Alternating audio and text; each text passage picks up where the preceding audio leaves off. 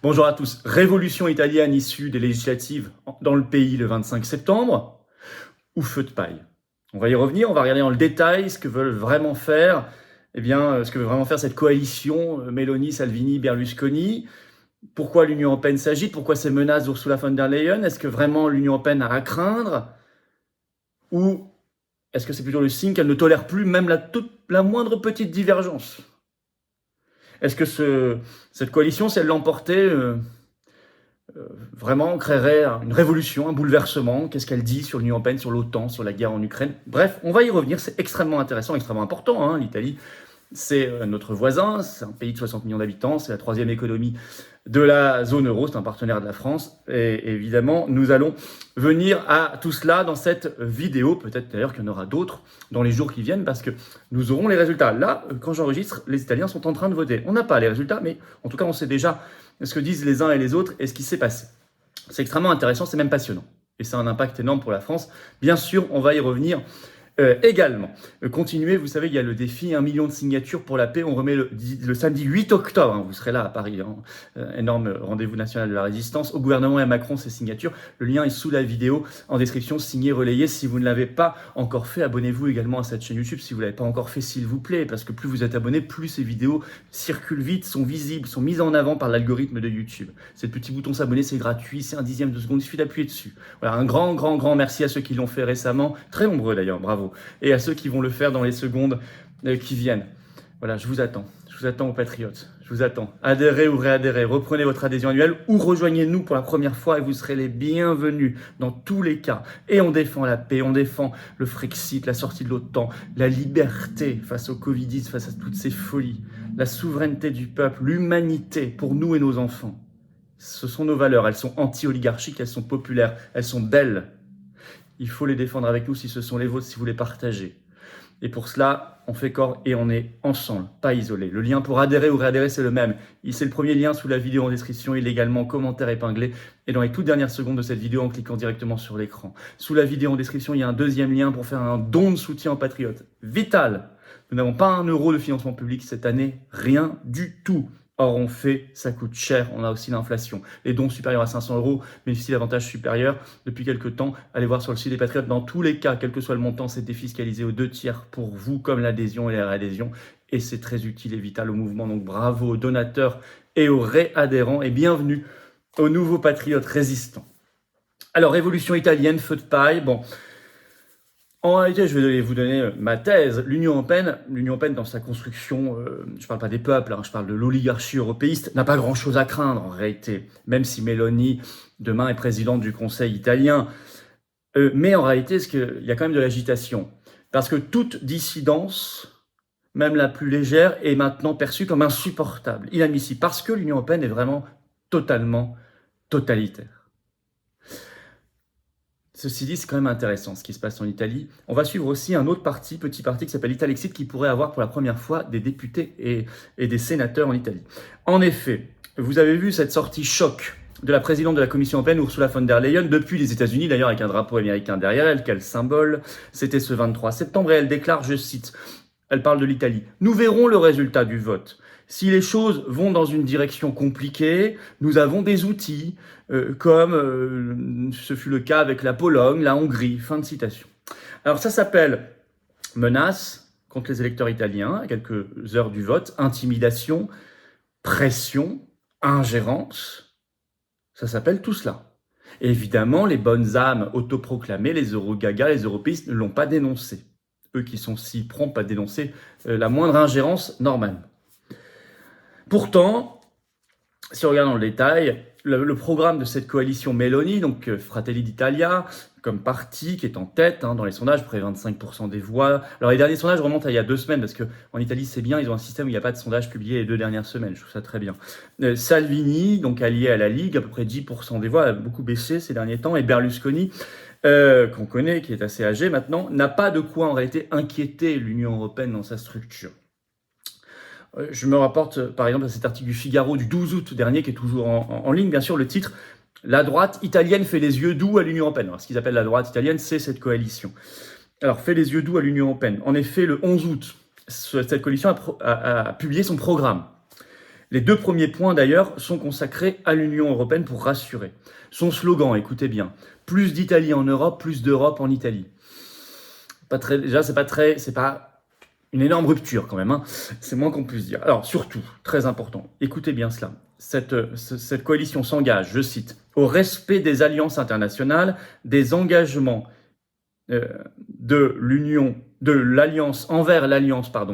des engagements envers l'Alliance Atlantique, je reprends, et du soutien à l'Ukraine face à l'invasion de la Fédération russe. Par ailleurs, elle souligne, je cite, sa pleine adhésion au processus d'intégration européenne. Donc non seulement il n'y a pas de sortie de l'Union européenne au programme, il n'y a pas de sortie de l'euro, il n'y a pas de sortie de l'OTAN, mais il y a même une pleine adhésion au processus d'intégration européenne, c'est-à-dire comme si on allait aller encore plus loin. Par ailleurs, Giorgia Meloni, donc qui dirige cette coalition, en vidéo, je cite, a démenti catégoriquement la possibilité que son gouvernement mette en danger le plan de relance européen Covid décidé en juillet 2020. Et ça, vous allez voir que c'est un élément de pression de l'Union européenne contre l'Italie. On va y revenir. Par ailleurs, son parti, donc Fratelli d'Italia, a soutenu le précédent gouvernement Draghi, qui est vraiment un homme du système, qui vient de Goldman Sachs, ancien directeur de la BCE, contrairement d'ailleurs au parti de Salvini et Berlusconi. Ils l'ont soutenu sur les sanctions anti-russes et sur l'envoi d'armes en Ukraine. Donc ça, il n'y aura pas de rupture a priori non plus là-dessus. Et par ailleurs, un article des Échos du 23 septembre nous apprend, je cite, que sur les conseils de Mario Draghi, Giorgia Meloni a sondé Fabio Panetta, actuel membre du directoire de la Banque Centrale Européenne, pour en faire son ministre de l'économie. Alors si c'était le cas, on aurait un type de la BCE comme nouveau ministre de l'économie italienne, ce qui n'est pas gage d'une véritable rupture, c'est moins qu'on puisse dire. Bon. Résultat, eh bien, cette coalition a été en fait assez largement adoubée. Vous avez une longue enquête sur radiofrance.fr qui est sortie le 12 septembre dernier, le titre « En Italie, Giorgia Meloni ne fait pas peur au milieu des affaires ». Dans l'article, vous avez dans l'enquête un patron italien qui est cité, qui se dit rassuré car, je cite, « On voit bien ces dernières semaines qu'elle parle beaucoup avec Draghi ». Par ailleurs, il cite Marco Barbieri, qui est le secrétaire général de la puissante Confcommercio Lombardi, donc association d'entreprises italiennes, et qui dit, je cite, « Il y aura une sorte de continuité de l'agenda Draghi », et il ajoute, « Giorgia Meloni fera en fonction du contexte européen et international ». En réalité, d'ailleurs, du côté de Bruxelles, on surjoue un peu, mais il y a peu de crainte. Dépêche AFP, je vous cite, du 23 septembre, le titre « Bruxelles anticipe des tensions, mais pas de rupture ». Pourquoi ? Du fait de ces raisons programmatiques dont je viens de vous parler, sur l'Union européenne, sur l'Ukraine, sur l'OTAN, etc. Mais aussi parce que l'Italie est tenue et que Bruxelles le sait. L'Italie est tenue, tant qu'elle reste en tout cas dans le système européen, évidemment. Si elle en sort, elle n'est plus tenue. Mais tant qu'elle est dedans, elle est tenue. Elle est tenue en laisse. Pourquoi ? Je cite, « Diplomates et experts n'imaginent pas Rome prendre le risque de renoncer aux énormes aides promises par l'Union européenne. » Et ces aides, c'est celle du plan de relance Covid de juillet 2020. C'est au total pour l'Italie 191,5 milliards de prêts, donc d'euros, de prêts et de subventions. 191,5 milliards d'euros. Je cite toujours cette dépêche de l'AFP. L'Italie a multiplié les signaux visant à rassurer les marchés et ses partenaires européens, souligne un diplomate européen. Ou encore, on peut citer cet article du Parisien du 20 septembre, je cite, « Pourquoi l'extrême droite, donc ce qu'ils appellent l'extrême droite, c'est cette coalition, ne suscite pas, entre parenthèses, encore la panique à Bruxelles ?» Je cite, « La coalition s'est vue contrainte de prêter allégeance au projet européen. » S'est vue contrainte de prêter allégeance au projet européen. Et puis, les eurocrates savent qu'il y a des dissensions en interne qui pourraient affaiblir rapidement cette coalition. En effet, dépêche Reuters du 15 septembre, je cite, « En Italie, Meloni et Salvini se chamaillent sur la crise énergétique. » Par médias interposés, en pleine campagne. Pourquoi ? Parce que Salvini a demandé un plan d'aide de 30 milliards d'euros, quitte à créer de la dette pour que les Italiens puissent faire face aux factures énergétiques, alors que Meloni, au nom justement du refus de faire de la dette, n'acceptent pas ce plan. Et ils se sont chamaillés par médias interposés. Alors, pourquoi, malgré tout, vu tout cela, cette sortie, on en parlait au début, ces menaces quand même de Ursula von der Leyen contre le peuple italien, pourquoi on sent le peuple italien et pourquoi on sent une ambiance tendue malgré tout ? Pourquoi ?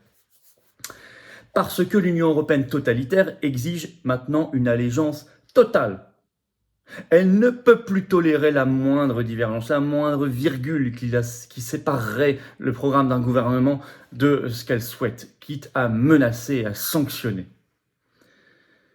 Par exemple, il y a encore quelques problèmes dans cette coalition pour l'Union européenne. On va citer toujours cette dépêche AFP du 23 septembre. Un sujet qui fâche quand même à Bruxelles, dans les prises de position actuelles de cette coalition, c'est la position de Giorgia Meloni vis-à-vis des sanctions européennes contre la Hongrie. Elle est contre. Elle ne veut pas de sanctions européennes contre la Hongrie ni contre la Pologne d'ailleurs. Je vais vous citer donc un extrait de cette dépêche AFP qui l'explique. Autre point de friction annoncé avec l'Italie, l'opposition affichée de Giorgia Meloni aux sanctions proposées par la Commission européenne pour contraindre le Premier ministre hongrois Viktor Orban à lutter contre la corruption et à respecter l'état de droit. La majorité qualifiée est nécessaire pour suspendre le versement des financements européens et l'opposition de l'Italie, un des grands pays fondateurs, peut bloquer le processus. On va voir si les États sont capables de maintenir la pression sur Viktor Orban, lâche dubitatif un responsable de l'exécutif européen. Par ailleurs, les Échos, dans un article du 23 septembre, parlent aussi, je cite, d'amitié ambiguë avec la Hongrie et la Pologne. Donc ça, c'est déjà de trop pour les européistes. Par ailleurs, à l'intérieur de la coalition, il y a Salvini et Berlusconi. Et eux, ils inquiètent sur d'autres aspects. On va citer toujours dans cette dépêche AFP du 23 septembre, Sébastien Maillard, qui est directeur de l'Institut Jacques Delors, qui est un institut très européiste. Je cite, « Avec Salvini dans la coalition, Vladimir Poutine peut être assuré. Il n'y aura pas de nouvelles sanctions européennes contre la Russie. » Donc, contrairement à Meloni, ce qu'on reproche par contre à Salvini, c'est le fait qu'il est un peu trop timide sur les sanctions contre la Russie. Et concernant Berlusconi, même sujet, toujours la dépêche AFP du 23 septembre. Alors là, ils estiment qu'il a dérapé dans une émission à la télévision italienne à la RAI le 22 septembre, parce qu'il a expliqué, écrit l'AFP, dans une version pour le moins problématique, les conditions qui auraient amené Vladimir Poutine à déclencher l'offensive. C'est considéré par le système, ce que va dire maintenant Berlusconi, comme problématique. Donc vous allez voir ce qu'il a dit. D'abord, il a rappelé que le gouvernement ukrainien bombardait le Donbass depuis 2014, ce qui est une réalité, qu'il y avait déjà 16 000 morts, ce qui est une réalité. Et il a eu cette phrase qui a fait polémique. Vladimir Poutine voulait remplacer Zelensky par un gouvernement de personnes décentes. Énorme tollé, il est trop poutiniste, etc. Résultat, ses propos, il a dû s'excuser. Le 23 septembre, retour à la télé, il dit que ses propos ont été simplifiés et même, il va plus loin que ça, il fait allégeance totalement. Je vais vous citer ce qu'il a dit. « Nous sommes et serons toujours du côté de l'Europe, des États-Unis, de l'Occident, de l'Alliance Atlantique. » Il ajoute « Nous sommes des garants de façon absolue de la loyauté européenne et atlantique du prochain gouvernement. » Appelé des Berlusconi sur Instagram. Bon, alors ça, c'est vraiment faire allégeance. Bon. Donc en conclusion, au final, l'oligarchie européiste et atlantiste de l'OTAN n'a pas grand-chose à craindre, même si Meloni, Salvini, Berlusconi arrivent au pouvoir après les élections législatives italiennes du 25 septembre. Mais l'alignement n'est quand même pas total. Or, il doit l'être pour le système européen, qui est une dictature, qui est un totalitarisme. Le sera-t-il ? Parce que quand même, dans leur document du 11 août, leur programme publié, donc le 11 août, il y a la promesse, je cite, de servir l'intérêt national et la patrie. Or, c'est impossible en restant dans l'Union européenne et l'euro, et probablement dans l'OTAN. Le feront-ils ? Seront-ils Tsipras, où ils trahiront leur programme pour rester dans l'Union européenne, l'euro, l'OTAN, ou feront-ils à terme l'Italexit, pour pouvoir appliquer leur programme de servir l'intérêt national et la patrie, je cite. Vaste débat.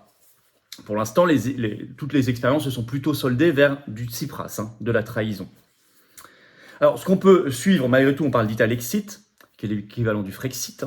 Il faut suivre justement le résultat que va faire le tout jeune parti Italexit, qui s'appelle Italexit, qui a été créé en 2020 en Italie, qui veut sortir de l'Union européenne, de l'euro, de l'OTAN, de l'OMS et du FMI. Bon. Et qui est crédité dans les sondages entre 3 et 3,5%. Or, il faut en Italie, c'est la proportionnelle, une barre de 3% pour avoir des élus. Donc on verra s'ils sont au-dessus ou juste en dessous de la barre. Je leur souhaite évidemment d'être au-dessus pour avoir quelques élus. Alors l'Italie a quand même des moyens de pression, on le sait. Il y a l'euro d'abord, elle est membre de l'euro comme vis-à-vis de la France. L'euro est une arme de destruction massive, c'est une arme de chantage. Donc c'est pour ça qu'il faut avoir sa monnaie nationale. Deuxièmement, il y a le plan de relance. Autant la France est moins sensible au plan de relance parce que nous, on donne 80 milliards, on récupère 40. Donc évidemment, on est des perdants. Eux, ils sont des gagnants. Ils vont récupérer plus que ce qu'ils donnent, un peu plus. Et au total, 191,5 milliards d'euros, je le disais. Or, aujourd'hui, l'Union européenne, elle est capable de bloquer l'argent, on le sait. le 18 septembre, la Commission européenne a proposé vis-à-vis de la Hongrie, aux 27 États membres, de retenir 7,5 milliards d'euros prévus pour Budapest normalement. C'est ce qu'on appelle le mécanisme de conditionnalité. Si vous n'appliquez pas le droit européiste, on vous retire de l'argent. Donc ça, c'est un moyen de pression. Ce qui veut donc bien dire, en conclusion, la nécessité d'être parfaitement libre et souverain pour ne pouvoir subir aucun chantage ni aucun moyen de pression. Si Ursula von der Leyen a pu menacer les Italiens, c'est qu'elle a des moyens de pression. Si elle n'en avait pas, elle ne pourrait pas faire cela. Dans tous les cas, c'est intéressant quand même, ça peut turbuler malgré tout. Et ça peut avoir un impact sur l'euro, sur les taux d'intérêt, sur la différence des taux entre l'Allemagne et l'Italie par exemple, et donc provoquer, accélérer une crise terminale de l'euro. Tout cela est à suivre, on va suivre ça dans les heures et les jours et les semaines qui viennent. Bien évidemment, on y reviendra très probablement en vidéo. Mais ça a un impact sur la France, puisque ça peut avoir un impact par exemple sur l'existence même de l'euro. Voilà ce qu'on pouvait dire pour l'instant. On va voir ce que voteront les Italiens. Je vous attends sur cette chaîne comme abonné. Abonnez-vous, le petit bouton. Hein, c'est rapide, un petit clic, une seconde. Voilà, c'est absolument formidable. Plus vous êtes abonné, plus ces vidéos sont visibles. Merci infiniment à ceux qui l'ont fait récemment, à ceux qui vont le faire. Et venez aux Patriotes, ayez cette carte orange d'espérance, de bonheur, de libération, de belles valeurs, de France libre et éternelle, d'humanité. Voilà, c'est tout cela, nos combats. C'est tout cela, nos valeurs. Je vous attends aux Patriotes. Vous pouvez adhérer ou réadhérer si vous avez adhéré par exemple à l'été ou à la rentrée 2021. L'adhésion dure 1 an, pensez à réadhérer. Dans tous les cas, vous êtes les bienvenus, que ce soit en métropole, outre-mer, à l'étranger. Vous serez mis en relation, c'est ça l'intérêt d'être adhérent, avec des gens qui pensent comme vous près de chez vous. Je vous attends. Ne restez pas seuls. Dites-vous que le combat, il est pour vous, il est pour nous, il est pour notre pays, notre humanité et pour les générations qui viennent et qui n'ont pas forcément beaucoup de moyens de se battre. Alors le lien pour adhérer ou réadhérer, reprendre votre adhésion, c'est le même lien, il est sous la vidéo en description, il est également commentaire épinglé dans quelques secondes en cliquant sur votre écran. Sous la vidéo en description, deuxième lien pour faire un don de soutien aux Patriotes. Je le dis et le redis, nous n'avons pas 1 euro de financement public cette année, pas d'aide bancaire évidemment, or on fait et ça coûte très cher, par exemple le 8 octobre. Mais on a fait le 3 septembre, le 17 septembre, etc. Ça coûte une fortune. Donc bravo aux donateurs, aux réadhérents et bienvenue aux nouveaux adhérents. Tout ça est défiscalisé aux 2 tiers pour vous, je vous le rappelle, et vive la France.